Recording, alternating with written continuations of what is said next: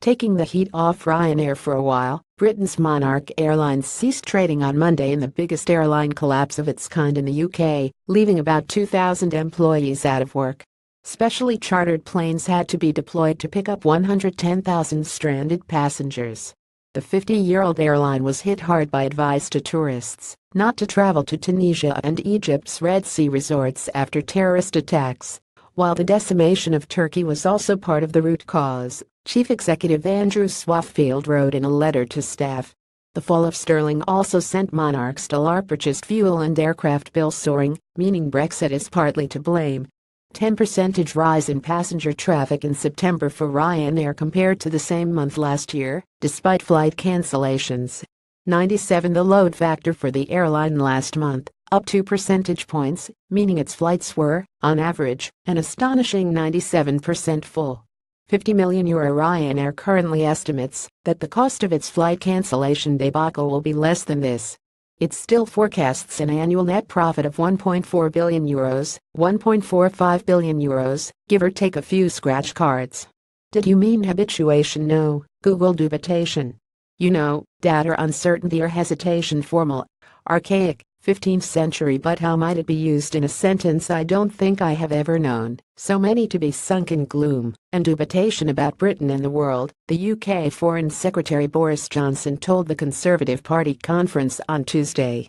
The impression being given, Johnson claimed, was that the UK would end up bottling out of Brexit and ending up in some dingy anteroom of the EU, pathetically waiting for the scraps, but no longer in control of the menu. But there's no doubt about it, Boris. Better the anteroom than the cold outdoors.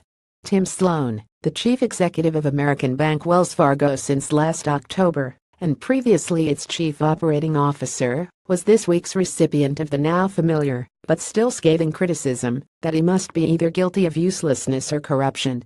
At best you were incompetent, at worst you were complicit, U.S. Senator Elizabeth Warren told him as he appeared before a Senate Banking Committee to answer for Wells Fargo's bank-to rights unauthorized customer accounts scandal.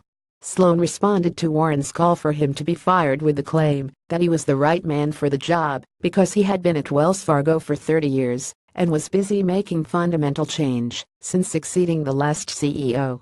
And incredulous Warren had this reply: "Are you kidding? Business leaders have been living up to their name of late in the U.S., registering their objections to various Donald Trump outrages. But which ones have spoken out in favor of gun control? 1. Bob Iger. Where is the outrage here?" the Disney chief executive and potential Democratic 2020 presidential candidate said this week. 1 Disney employee was murdered in the Las Vegas massacre, 2 were wounded, and more than 70 were witnesses. 2. Howard Schultz, the former Starbucks boss, made a respectful request to coffee drinkers in 2013 that they don't bring firearms into his stores. In a world of comfy armchairs, ominous bulges don't fit. 3. Chip Bergh. You don't need a gun to try on a pair of jeans, the Levi Strauss chief executive observed last year, when he also asked customers to leave their guns at home. 4. Mark Zuckerberg. It's hard to imagine the loss from the shooting in Las Vegas, the Facebook chief executive said. It's hard to imagine why we don't make it much harder for anyone to do this. That's it. In a society in which it is seriously suggested that everyone arm themselves to protect themselves, there's a dearth of CEOs willing to wade into the debate as talking about this issue is inevitably framed